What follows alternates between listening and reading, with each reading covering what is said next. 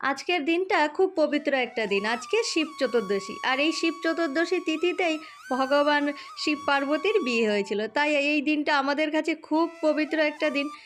এই বছর শিব চতুর্দশী তিথিটা ২ দিনে পড়েছে। বুধবারে সকালে চতুর্দশী লেগে বৃহস্পতিবার সকাল অবধি চতুর্দশী আছে ওই ৯টা ৯:৩০ নাগাদ।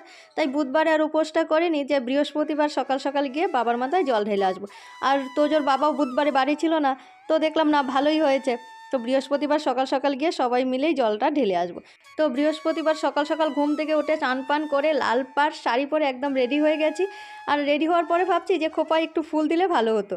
তো ভাবলাম না পূজা দেওয়ার জন্য যে ফুল নিয়ে এসেছি ওইখান থেকেই ২-১টা ফুল লাগিয়ে দিই। তারপরেই চন্দ্রমল্লিকা ৪-৫টা ফুল নিয়ে খোপার এক পাশে লাগিয়ে দিয়েছি, ইয়ে যে কাঁটা দিয়ে, চুলের কাঁটা দিয়ে। তারপরে দেখলাম না ভালোই লাগছে দেখতে।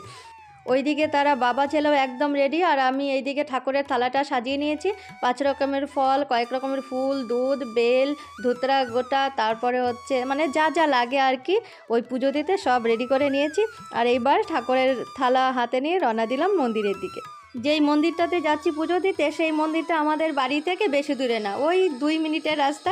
তো আমরা পৌঁছে গেছি একদম মন্দিরের সামনে। এসএফ রোডেই রয়েছে এই মন্দিরটা। এটা হচ্ছে বজরংবলী আর বাবা ভোলানাথের মন্দির।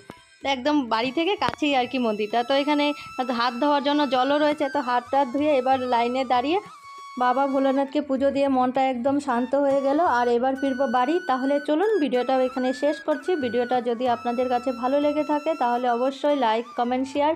আর যারা আমার চ্যানেলে নতুন বন্ধু তারা অবশ্যই আমার চ্যানেলকে সাবস্ক্রাইব করে নেবেন। আর যারা ফেসবুক পেজ থেকে দেখছেন তারা অবশ্যই আমার ফেসবুক পেজটিকে ফলো করে রাখবেন।